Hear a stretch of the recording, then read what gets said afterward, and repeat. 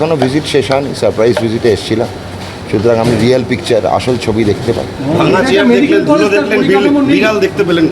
না না, বাথরুমের অবস্থা আরও সাংঘাতিক, শোচনীয়।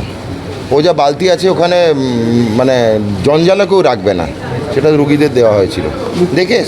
মেডিকেল কলেজে এরকম পরিকাঠামো কি বলবেন? তো সেটাই তো, সেই ঠিক করার জন্যই আসা। কাউকে দোষ দিয়ে লাভ নেই, পশ্চিমবঙ্গ রাজ্য সরকারের দোষ, সে রাজ্য সরকারে যেই থাকুক না কেন, এখন দোষ আমার কাঁধে।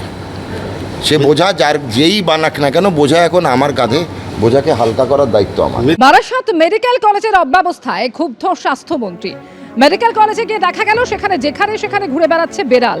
হাসপাতাল ভবনের বিভিন্ন অংশে ছাদ ভাঙা এবং হাসপাতালের সাফাইয়ের অবস্থাও একেবারেই ভালো নয়।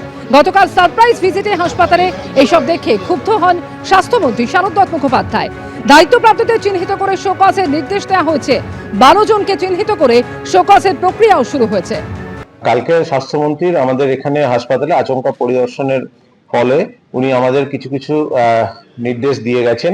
হাসপাতালের বেশ কিছু জায়গায়, কয়েকটি জায়গায় লোকালি আর কি পরিচ্ছন্নতার অভাব দেখা গিয়েছিল, সেটা উনি আমাদেরকে দেখিয়ে বলেছেন এবং তার জন্য যথাযথ ব্যবস্থা নিতে বলেছেন। সেই হিসাবে সেই ব্যবস্থা, এবং উনি যে বলেছিলেন যে যারা এর জন্য রেসপন্সিবল তাদেরকে বিরুদ্ধে যাতে তার কারণ দর্শানোর চিঠি করা হয়, তো সেই হিসাবে আমরা ব্যবস্থা নিচ্ছি। 12 জনকে শোকজ করছি এবং আমরা আবার উনি এটাও বলে গেছেন যে আমাদের অনেক কিছু নেই, সেগুলো আমরা বলাতে উনি আমাদের একটা ডিটেল প্রজেক্ট রিপোর্ট দিতে বলেছেন, সেটাও আমরা আজকের মধ্যেই ওনার কাছে পৌঁছে দেওয়ার জন্য চেষ্টা করছি।